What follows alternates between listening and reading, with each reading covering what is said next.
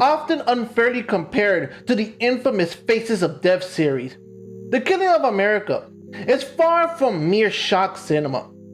This 1981 documentary offers a somber, unflinching look at the rise of violence in the United States, spanning the 1960s to 70s, up to its release.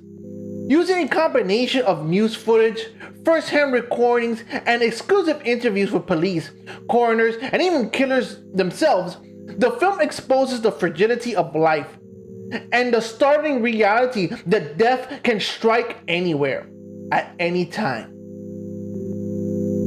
Watching it now, especially on the new Blu-ray release from Severin Films, it's like seeing it for the first time. Scenes featuring notorious names like Ted Bundy, Charles Manson, Jim Jones sit alongside coverage of high-profile assassinations from John F. Kennedy and Robert Kennedy to John Lennon, reminding us that nobody is truly safe.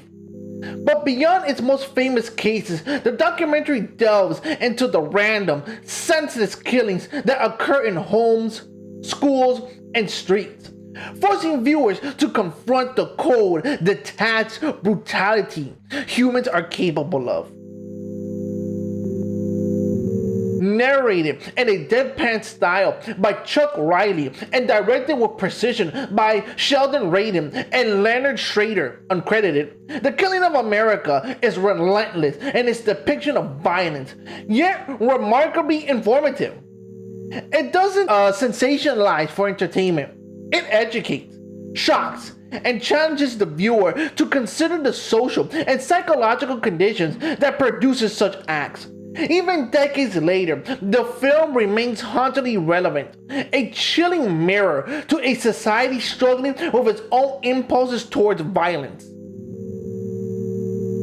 From its opening scenes, footage of a man shot by the police on a city street, to its closing reflection on the murder of John Lennon, the documentary is as disturbing as it is compelling. It is not for the faint of heart, but for anyone willing to confront the darker truth of human nature in American society.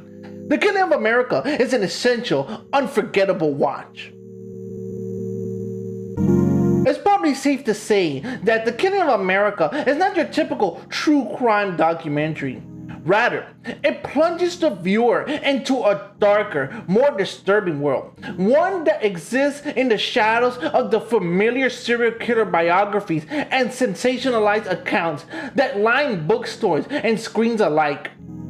Much of the material presented in the film will be unfamiliar, unsettling, and at times almost unthinkable, as it confronts the audience with the stark reality of violence and the mechanisms that can drive individuals to commit unthinkable acts.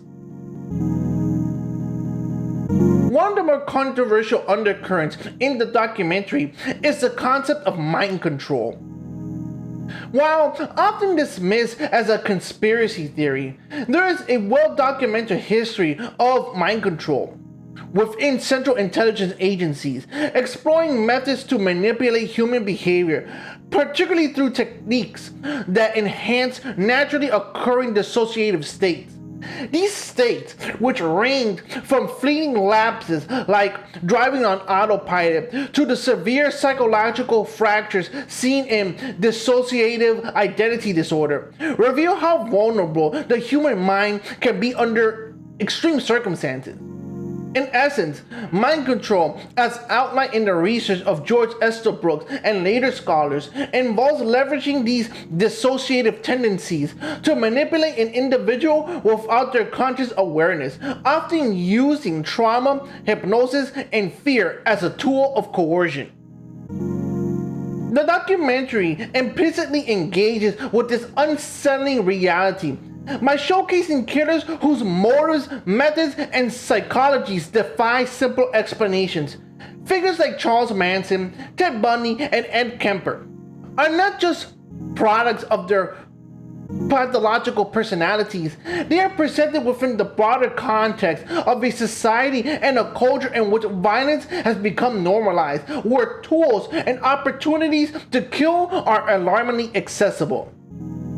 The film provides a glimpse into the environments that nurture these extremes, illustrating how societal pressures, childhood trauma, and systemic negligence can shape violent outcomes.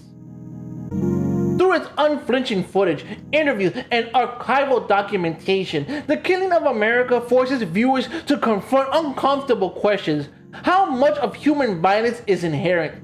And how much is cultivated by circumstances? Could the killer's profile have been influenced or even programmed by forces beyond their own control? While the film never explicitly labels anyone as mind-controlled, the parallels with the framework discussed in Programmed to Kill are difficult to ignore.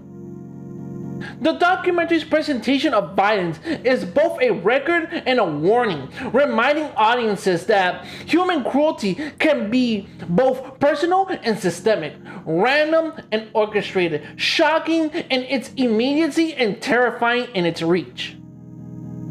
The film itself unfolds as a relentless catalog of American violence, moving from high-profile assassination to mass shootings, serial killings, and street-level mayhem.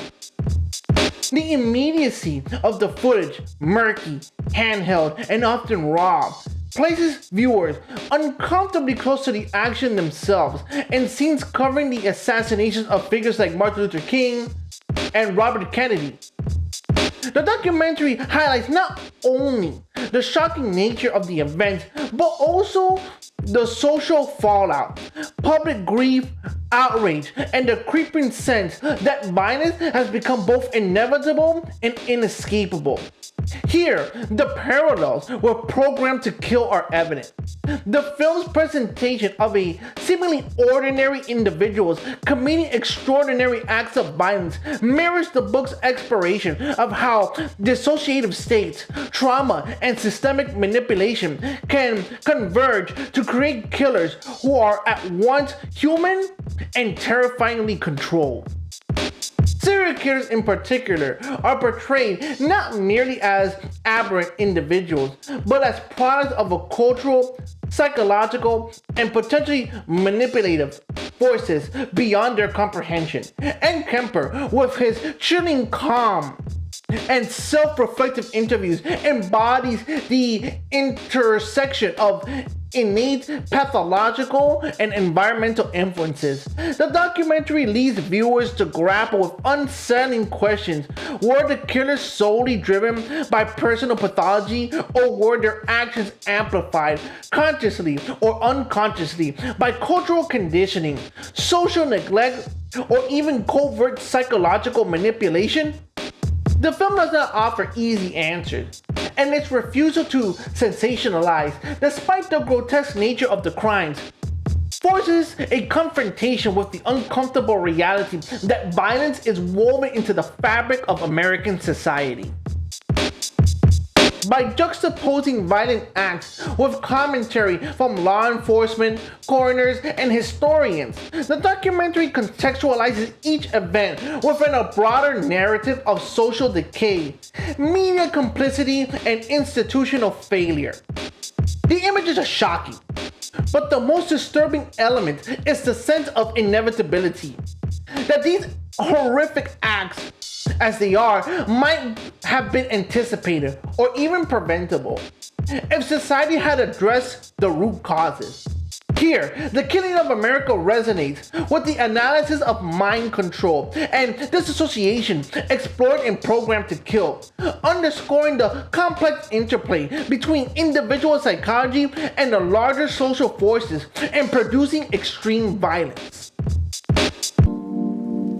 The final, most haunting aspect of The Killing of America lies not in any single act of violence, but in the overwhelming sense of societal contagion.